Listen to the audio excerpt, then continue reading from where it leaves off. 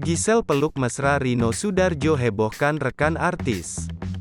Gisela Anastasia atau Gisel dipeluk mesra kekasihnya, Rino Soedarjo.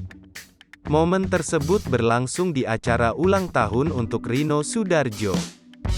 Pelukan Rino Soedarjo terhadap Gisel tersebut, membuat rekan-rekan artis heboh kegirangan. Momen tersebut terekam dalam video di media sosial milik Viviane Simorangkir, yang tak lain istri Semi Simorangkir. Saat itu, Gisel memberikan pesta kejutan ulang tahun untuk Rino Soedarjo. Kompak mengenakan kemeja putih, Rino Soedarjo kemudian memberikan sambutan pada acara ulang tahunnya.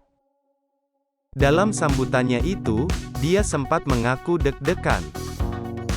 "Deg-degan lah," kata Rino di Instagram Viviane Simorangkir, dikutip Senin, tanggal 7 November tahun 2022. Di hadapan teman-temannya, Rino kemudian berterima kasih pada Gisel yang berdiri tak jauh darinya.